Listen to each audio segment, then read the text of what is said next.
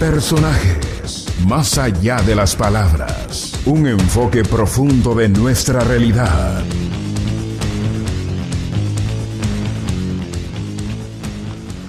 ¿Qué tal, amigos televidentes? Están ustedes muy buenas noches. Gracias por acompañarnos en un programa más de Personajes durante este día domingo. Otro de los temas importantes que se ha presentado el interés a nivel nacional, no solo estas semanas, durante algunos meses atrás, es el tema de héroes y heroínas.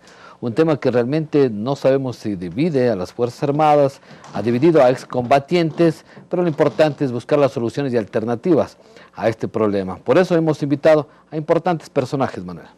Luis, amigos del país, muy buenas noches. En efecto, para abordar esta temática que concierne al ámbito militar, nos acompañan esta noche el coronel Germán Páez, excombatiente del CENEP, a quien recibimos cordialmente a nuestro programa. Igualmente nos acompaña el señor Sargento Primero José Jumbo, coordinador nacional de los excombatientes del Alto CENEP, a quien también recibimos cordialmente esta noche.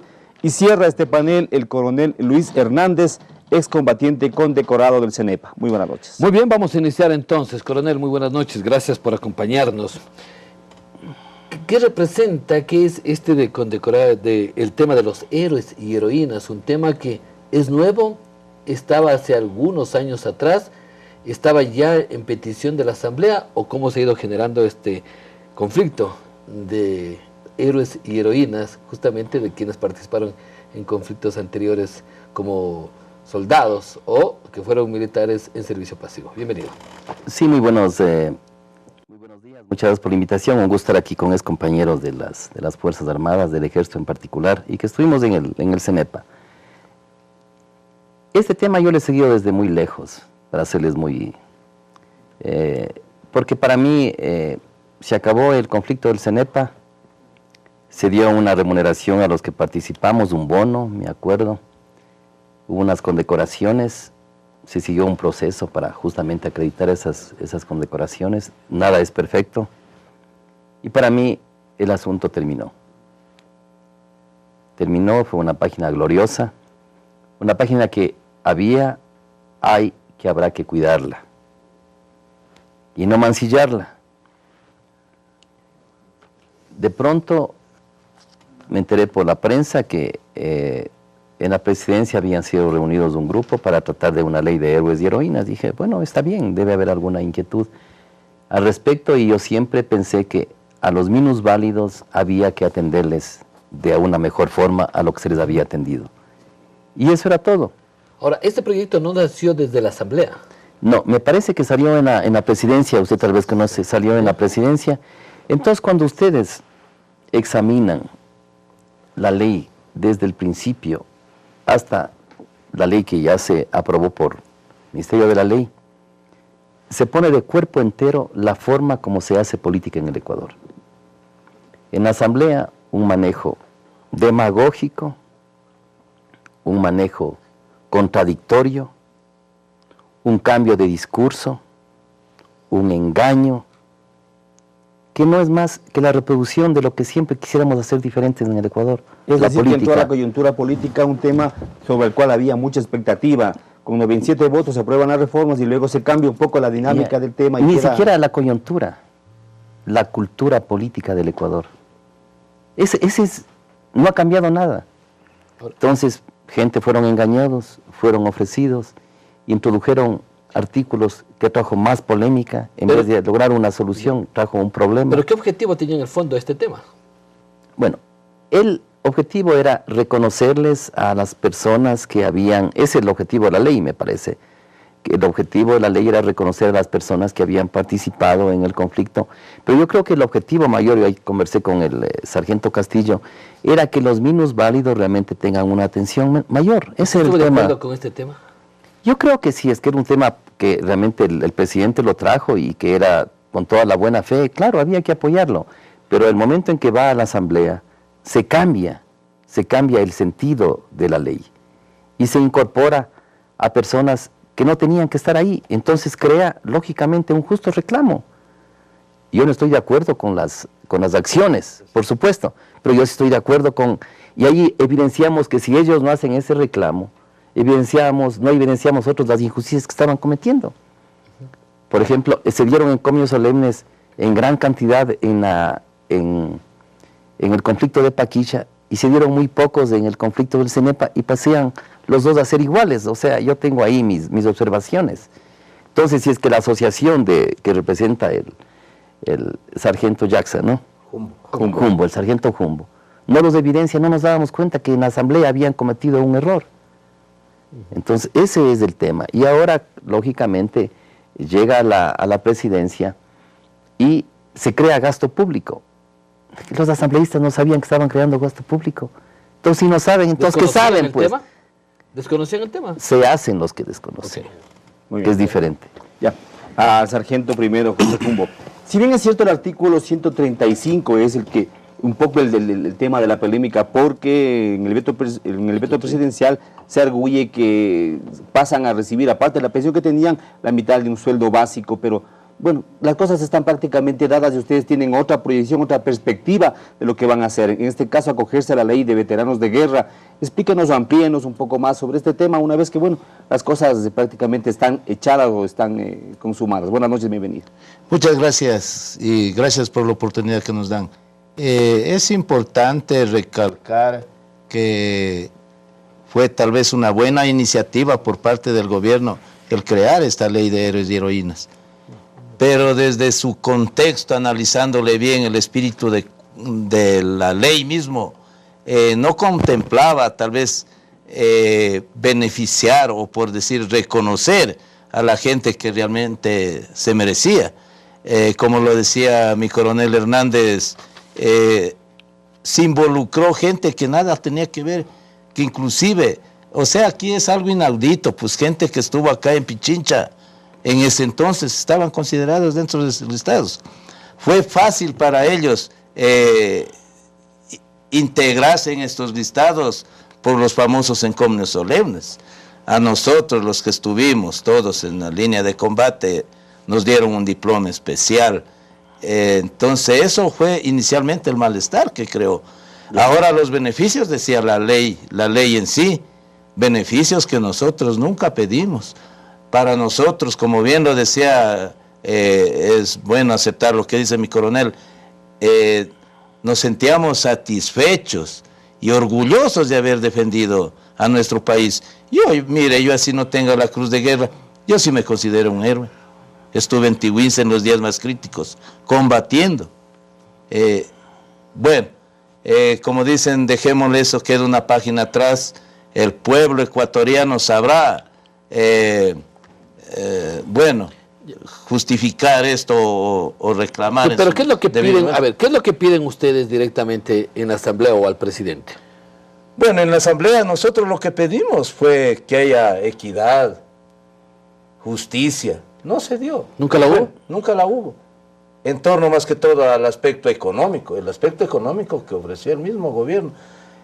Cuando se hablaba de un listado de 1.402, había un buen incremento al presupuesto, y presupuesto que ya estaba asignado, disculpe la redundancia, en el presupuesto general del Estado, y nosotros lo que pedíamos, que todo ese presupuesto que estaba asignado se divida para los 5.481 que estuvimos real y efectivamente en la línea de fuego.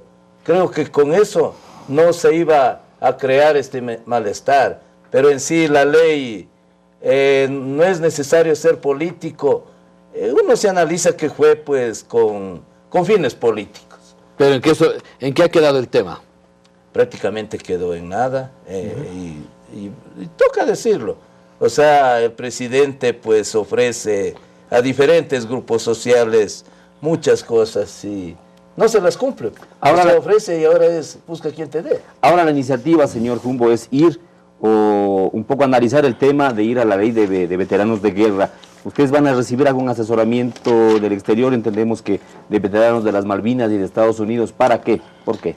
Bueno, es necesario la orientación, bueno, cómo ha sido, justo yo leía en internet, en las Malvinas tienen como unos 20 beneficios, igual en Estados Unidos. O sea, pienso y creo que el pueblo ecuatoriano pues debería de darnos ciertas preferencias, y que no es mucho, pues inicialmente en la reforma a la ley, en la en la Asamblea Nacional se hablaba de, bueno, de un descuento en los servicios básicos. Bueno, felizmente, por decirlo así, ya vamos a la tercera edad y creo que por ese camino lo vamos a obtener. Todo, ¿no? Se compensa. Igual habían unas becas, dice, y hijos mayores de edad con discapacidad. Felizmente, creo que la mayoría de los soldados tenemos hijos sanos y por ningún lado pues vamos a obtener ese beneficio. Igual, felizmente yo, bueno, y digo, gracias al ejército, logré ser un profesional y creo que al momento no lo necesito, porque igual dice becas hasta el tercer nivel, yo ya no lo tengo, pues ¿dónde entonces para quiénes están peleando? ¿Para la familia? ¿Para los hijos? No, es que yo no hablo por mí, hablo por mi grupo, hablo por mis conscriptos, hablo por mis reservistas, que prácticamente fueron los más olvidados, los que no se les asignó nada, ni inclusive del famoso bono de guerra que hablan. El famoso bono de guerra es bueno recordar de que fue de 2 salarios, de 2 días de descuento que hicieron a los trabajadores. Muy bien, no fue del Estado. Con el coronel Germán Páez, ¿ustedes están de acuerdo? ¿No están de acuerdo? Porque se generaron algunos sectores, justamente no había una unión o un criterio de todos para manejar este tema, más bien hay diferentes criterios. ¿Cómo lo miran ustedes? Ante todo, buenas noches con todos. Mi coronel Hernández, un gusto tenerlo aquí. Primeramente quiero dirigirme en el sentido y hacer una lectura rápida de lo que fue la ley de héroes y heroínas. Lógicamente, el espíritu de la ley es muy bueno, siempre lo he manifestado.